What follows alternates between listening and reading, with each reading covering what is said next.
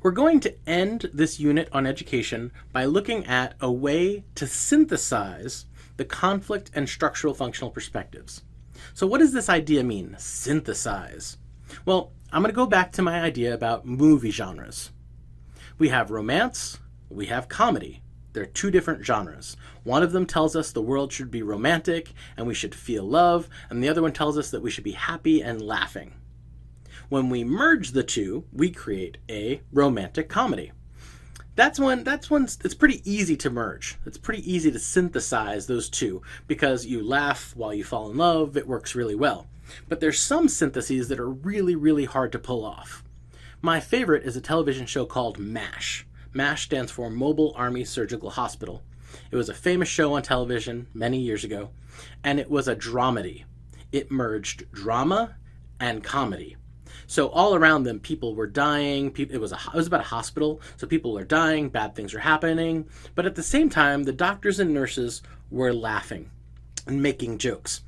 And sometimes you create this amazing synthesis where you have two ideas that seem really, really oppositional, but you can fit them together in such a way where you capture a really interesting aspect of reality. And that's what we're going to do here. We're going to look at the conflict perspective, which is all about poor people and women and minorities. And we're going to look at the structural functional perspective, which is all about our society functioning and harmoniously, and there's a lot of stability and everything's working out. And we're going to merge these two ideas together, where one's talking about inequality and the other one's talking about harmony, and they can be synthesized together. And we're going to look at education.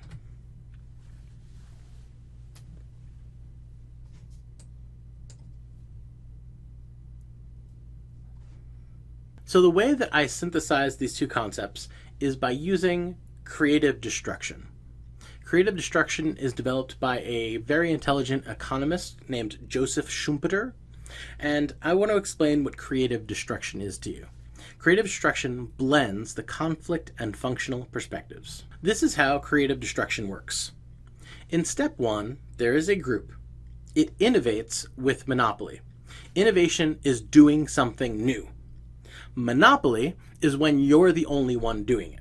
So there's a group doing something new, but only they are doing it. Only they are allowed to do it. Step two, the group that monopolized an innovation gives the innovation to other people. It says, hey, everyone else can do this thing that we were only allowed to do. This destroys the innovation. So diffusion is giving it to others. When you give it to others, you destroy it. And then step 2B, the group that originally monopolized monopolizes a new innovation. Three-step process: innovation, diffusion, new innovation. Joseph Schumpeter is a theorist of capitalism.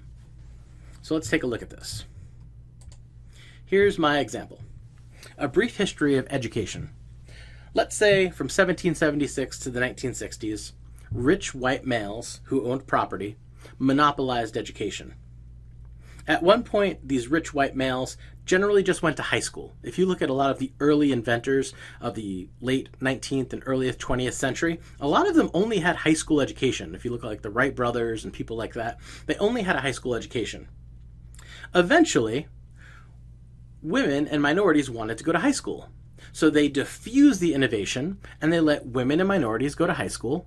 And the men, the rich white men, started going to college in very large numbers. Again, in the 1960s, women and minorities wanted to go to college. Some of them actually needed the National Guard to stand there while they attended. So women and minorities pushed and pushed, just like the conflict perspective would predict, and they said, we want to go to college too. Not just women's college, we want to go to men's college. Not just black colleges, we want to go to white colleges too. So you see women and minorities and poor people start going to college in large numbers in the 1960s. So what do rich white males do? They start going to graduate and professional school in very large numbers starting in the 1960s.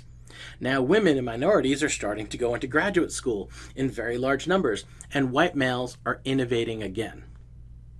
So the idea of creative destruction is when only white males are going to high school, the value of high school is extremely high.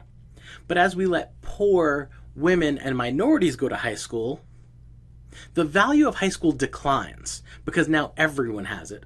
And at the same time, rich white males are going to college. So now there's a new gold standard. There's a new moving target, and the target is now college. When the group says, hey, we want to get into college, and they finally get it, the target moves once again. The same thing with graduate school. The target keeps moving.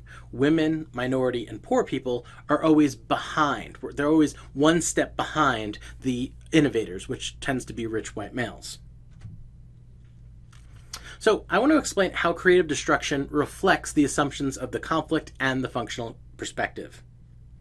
And what I want to say to you is that a student explained this best. Creative destruction is like hand-me-downs. If you live in a family, I have 3 boys, I wear a t-shirt. After I've worn it for a while, my oldest son says, hey dad, can I have it? Yeah son, you can wear it. He wears it. After a while, my middle son's bigger, he can wear the shirt, and then my youngest son will get the t-shirt. Now here's the problem. By the time my youngest son gets that t-shirt, it is old and ratty. Now, hand-me-downs is very good for a family. It's very harmonious and it's very stable because the family can save money by saving, not going out and buying a shirt all the time. We're just sort of passing a shirt along. So my youngest and my middle son are always getting clothes from their older brother, and it's great for the family. It creates stability and harmony. But it also creates the institutionalization of inequality. Because my youngest son and my middle son are always getting the oldest, rattiest clothes. Maybe it's got a little stain, maybe it's got a little hole, maybe it's just a little bit old and worn. And they're always getting that. That's the way creative destruction works. Poor people and minorities and women are getting the hand-me-downs of the rich. And the thing that really blows my mind is that the poor and the women and the minorities are happy to receive them. Because they look at it and say, hey, I don't have a college education. My parents didn't have a college education. Hey, I have a college education. Isn't that great? But they're not fully seeing the big picture that the value of the college education has declined. The value of a college education in 1960 is not the value of a college education in 2018. The value is less. So it's the institutionalization of inequality. It's the have-nots pushing to get what the haves have, but fundamental aspects of inequality continue. It's creative destruction. Creative destruction is interesting because it actually applies to more things than education. It applies to consumer electronics. Back in the day, rich people had radios. Poor people didn't have radios. Suddenly, the rich people said, yes, poor people can have radios. The price of radios comes down because it's an economy of scale. The rich people start having black and white televisions. So poor people are sitting around listening to the radio. The rich people have a black and white television in their house. Eventually, the color television comes out. The black and white television moves into the middle class and the poor homes. The rich people are watching color televisions. And then the value of the color television comes down. It's an economy of scale. Middle class and poor people get color televisions. The rich people get big screen TVs, VCRs, DVD players, etc., etc. All consumer electronics follow this model. If you think about cell phones, there's a lot of poor people out there with iPhones. They get, the iPhone 1 or the iPhone 2, but they're kind of a generation behind. The rich people, they get the most current, exciting iPhone they can get their hands on. When everyone gets their hands on it, the value of it declines. The rich are always going for the monopoly plus innovation. When they diffuse it, the diffusion destroys the value, and the new innovation destroys the old value. I hope you understand creative destruction, and I hope that you see how it reflects the conflict and functional perspective. People are happy because their lives are stable, and they feel like they're improving vis-a-vis their parents. My parents didn't have a graduate degree. I do have a graduate degree. I must be doing better. But the question is, if your parents didn't have a graduate degree, but now you do, maybe your parents' education is actually equivalent to yours if you think about how time has changed and the target has moved.